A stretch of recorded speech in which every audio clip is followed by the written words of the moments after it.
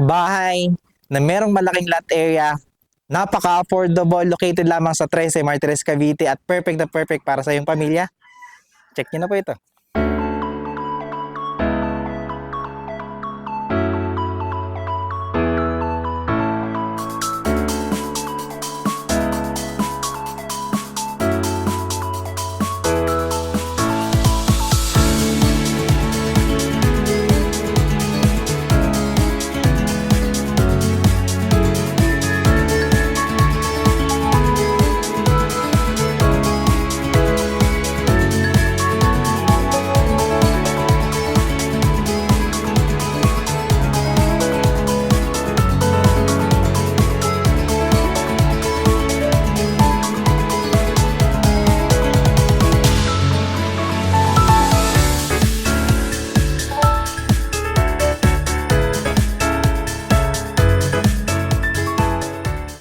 Good day mga ka-Your Homes! Nandito po tayo ngayon sa Barangay Concho, 13 Martires, Cavite, and for today's house tour, i-check po natin ang isa pa pong project po natin kay New Hall, ang Beverly Homes Concho. Nakikita nyo po sa likod ko, mga duplex unit yan na meron pong malaking lot area. Pero bago po natin yan tignan, first, please make sure to subscribe sa aming YouTube channel and i-click nyo na rin po yung notification bell para whenever na mag-upload po kami ng panibagong mga YouTube house tours, maging updated din po kayo dito at kayo po yung mga unang makakita. Kami rin pa yun nasa Facebook at TikTok. So please click like and follow para maging updated po kayo sa aming mga postings. Again, ako po si Carlo Felices together with my team sa likod po ng camera. And welcome po kayo to another Your Homes house tour.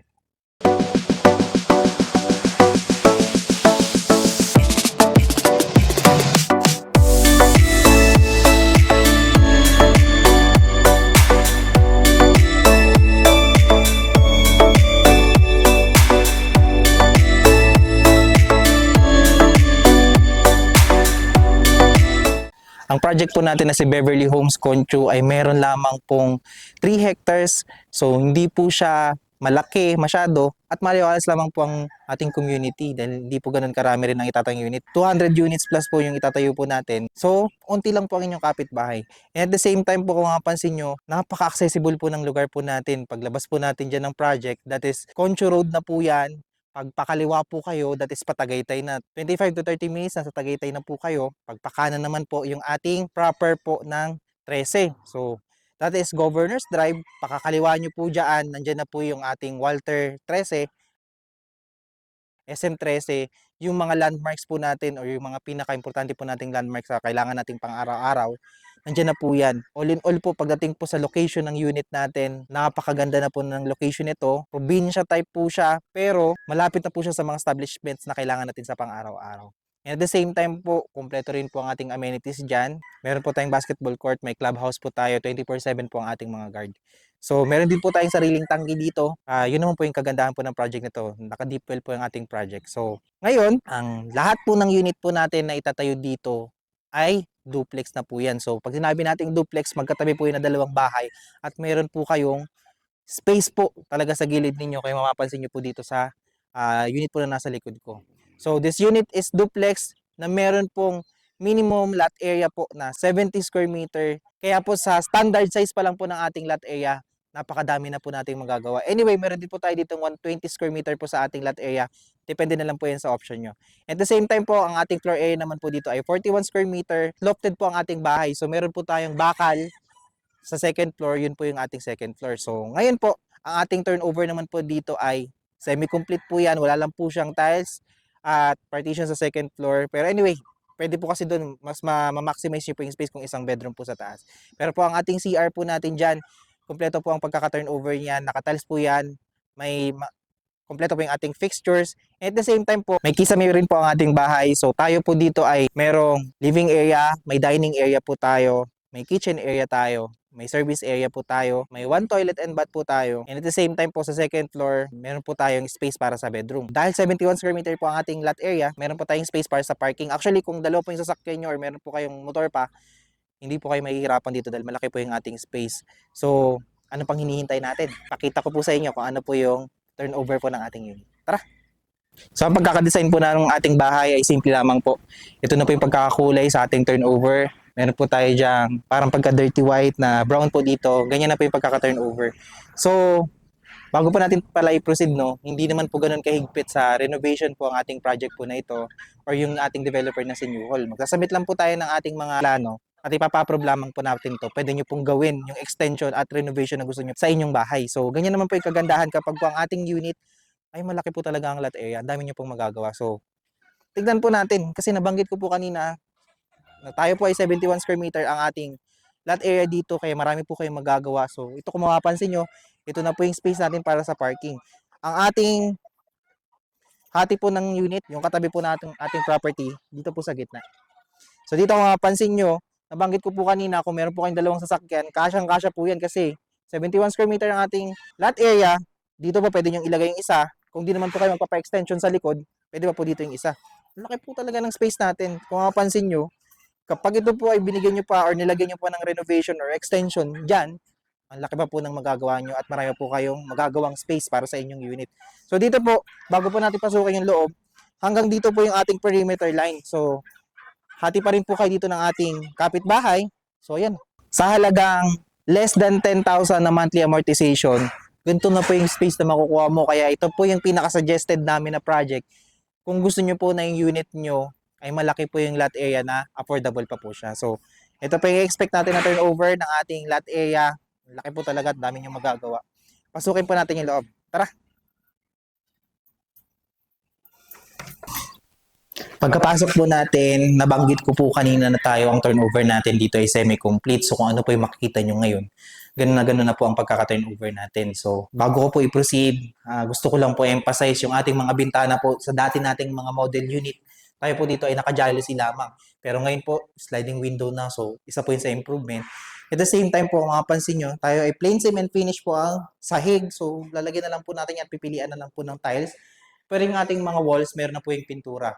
First coating po yan. So, kung gusto nyo pong i-doble yung kulay po ng pintura or baguhin po yung kulay niyan, pwedeng-pwede po yan. So, this is the space po para sa ating living area. Laki po pa rin ng space natin na ito. At dahil malalaki na po ang ating bintana, naka-sliding window na po tayo, maganda po yung pagpasok ng liwanag at ng hangin. Yan po talagang advantage kapag po tayo ay duplex ang unit.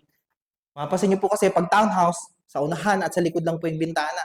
Pero dito po sa side, meron pa tayong dalawang malaking bintana para tanawin po yung ating lot area na 71 square meters. So, yan po. Ang laki pa po ng space natin. So, ngayon, this is the space for the living area again. Dito po kayo pwedeng maglagay ng dining area. Ang ginawa po kasi nila sa kanilang kitchen area, dito po siya nilagay sa labas.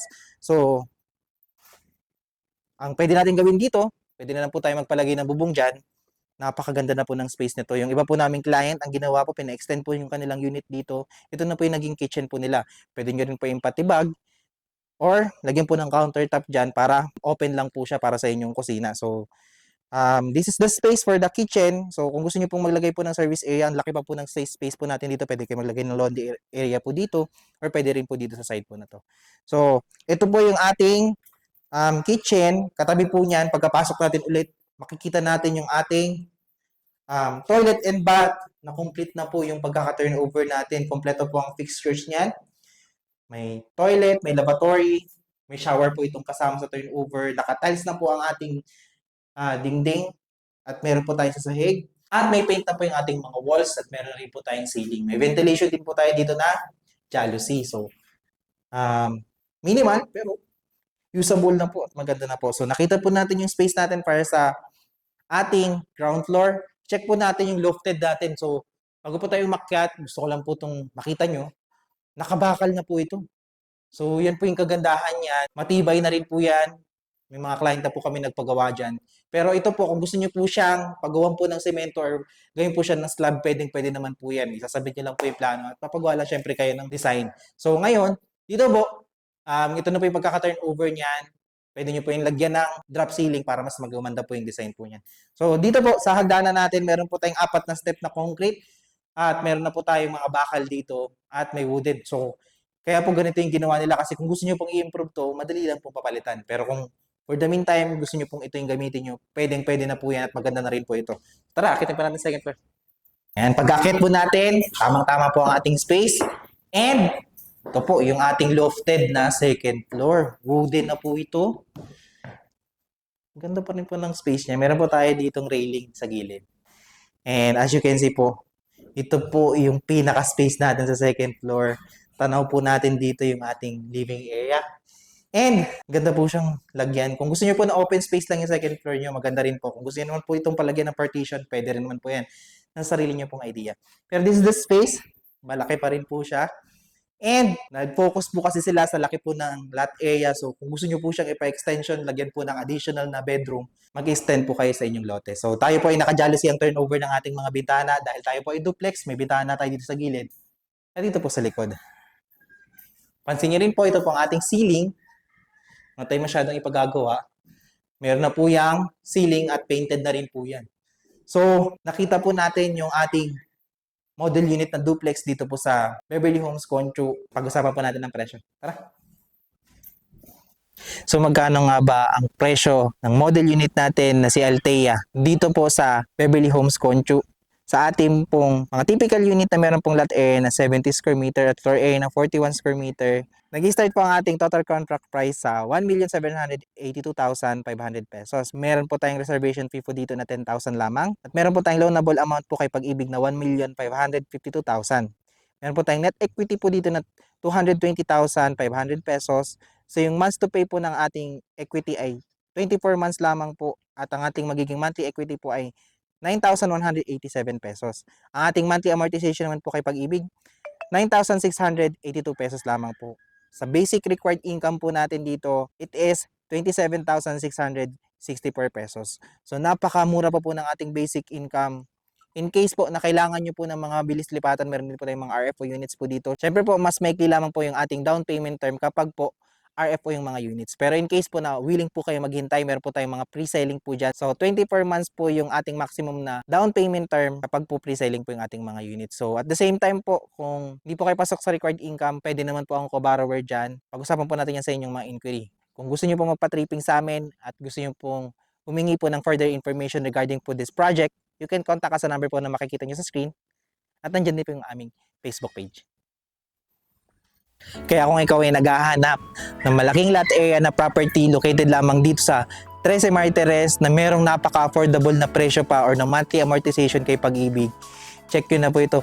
Perfect na perfect po ito, lalo na po kung may plano kayo na mag-renovate or pagandahin po, or mas gusto nyo po na mas malaking lot area para marami kayong gawin or marami kayong pwedeng magawa sa inyong unit. I-check nyo na po ito. Marami po tayong inventory dito at may mga RFO po tayo dito. So in case po na hindi pa po kayo nakasubscribe sa aming YouTube channel, please like, share, and subscribe na rin po para maging updated po kayo sa mga bago po namin i-feature na bahay na kagaya pa nito. Again, maraming po salamat sa panonood at magandang araw.